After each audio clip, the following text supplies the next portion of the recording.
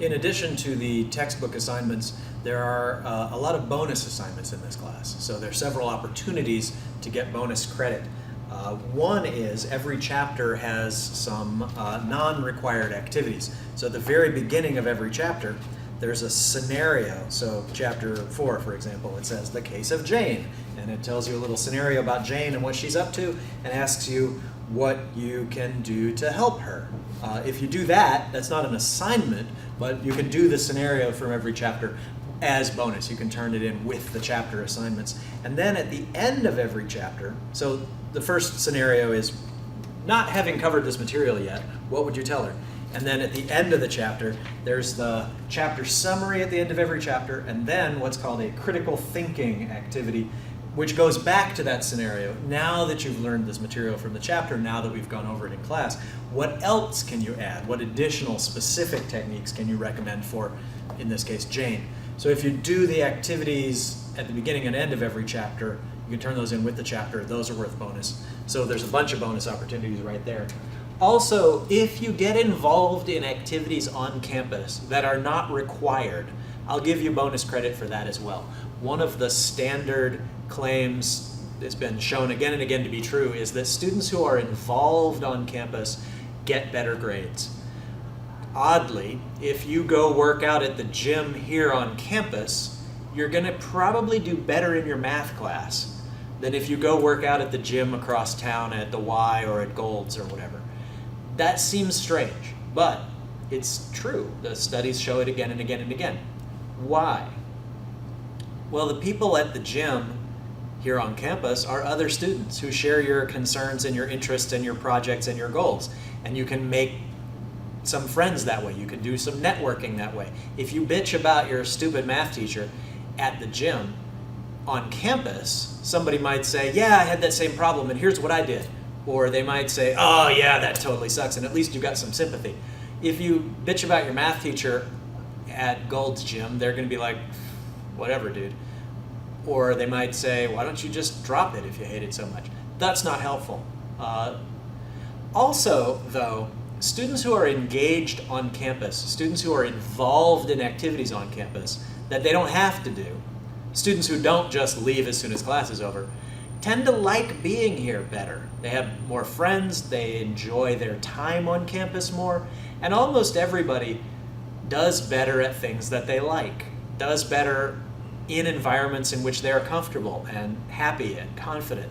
So if you have friends here, you want to come over here and see your friends. If you have time spent here, you're more likely to go to class. If you come over here to work out, you're here, you might as well go to class. If you go across town to work out, then you have to go all the way across town to campus.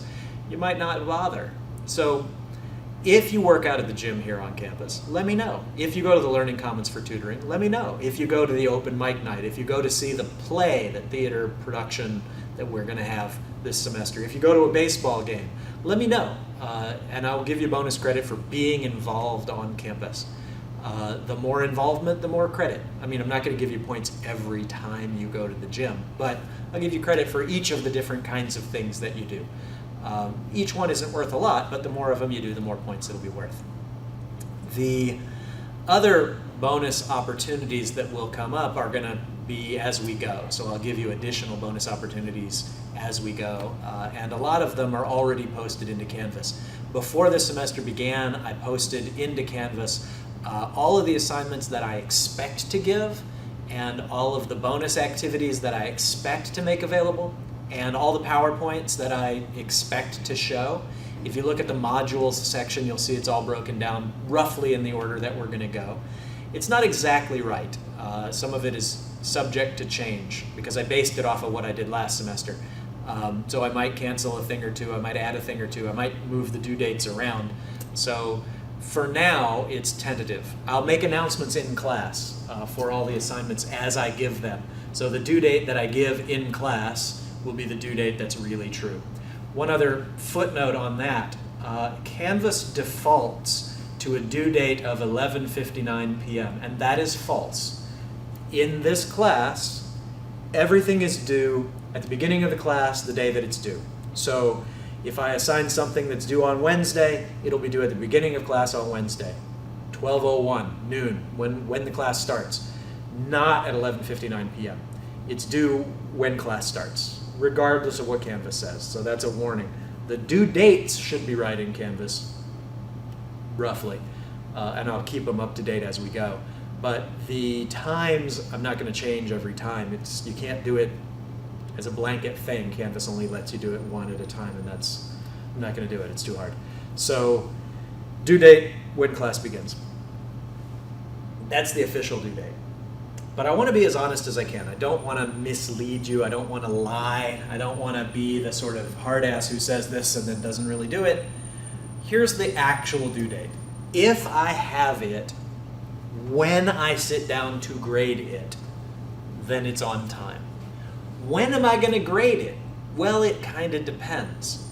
Normally, I'll grade things right after class. Sometimes I'll grade things during class. If we're taking a test that day, I'll grade what I've got while you're taking the test. So if I've got it, I've got it. If it's a normal class day where an assignment was due at noon and you turned it in and it's sitting there on my desk and I don't look at them until after class, well, you could probably turn it in after class.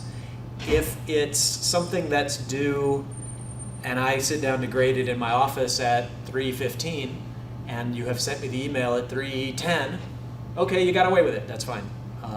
If I don't grade it till the next day and you got it in at midnight, well, then you got away with it that time too. I'm not going to look at the time that you turned it in and say, no, you turned it in late. I'm going to go on whether I'm grading it, and if I've graded it, it's on time. If I've already finished the grading for that and then you turned it in, now it's a pain for me, so now it's late, so I'll take points off. The standard for most of my assignments is if you turn it in on time and you do it basically right, you're going to get full credit. If you turn it in a day late, then it's -1. That's class day late. So if it's due on Friday and you turn it in on Monday, it's -1 on most of the assignments. If you turn it in 2 class days late, it's -2. If you turn it in 3 class days late, it's -3. And most of the assignments are graded out of 4 points. It'll still be worth a point even if you turn it in 6 days late or 8 days late. You could wait till the end and turn everything in on the last day of class, and you'll still get credit, but you only get 1 out of 4 on everything, so you'll fail the class, so don't do that. But it's still worth credit to do it even if you do it late. Tests this semester are a little different. Tests are going to be -4 points per class day late, up to a maximum of 50% of the value of the test. So if our first test is worth 20 points, and you take it a day late, -4, 2 days late, etc., up to a maximum of -10 for late points. If the test was worth 50, then up to a maximum of 25 points late. So it depends on how much the test is worth. 50% total is the maximum late penalty I'll assess. And then chapter assignments have a variable point value depending on how many assignments I give you out of the chapter. They're also 1 point off per class day late, up to a maximum of 50% of the value of the assignment. But notice that those late points come off after I've taken off any points for doing it wrong. So if you miss 3 points and then I take off the late points, something still might only be worth 1 or nothing even if it was done badly and late. You won't necessarily still get credit for it. So make sure you turn stuff in on time or as much on time as possible. The points are worth the same whatever they are. So a point is a point is a point. It doesn't matter where you get it. They all add in together and divide by however many points it is. So a point off because it was late is the same as a point off because it was wrong. A bonus point is worth the same as an assignment point. A point on a test is worth the same as a point on an assignment. So all the points are worth the same as everything else. So you can just straight make up things by turning in bonus assignments. If you don't turn in an assignment, that's okay. Do a bonus assignment to make up for it, but turn it in late instead. So the rest of the stuff that's on the syllabus, the rest of my policies and procedures, I'll wait till Wednesday when I go over the syllabus with you. But those are a few things that I think you wanted to know right up front.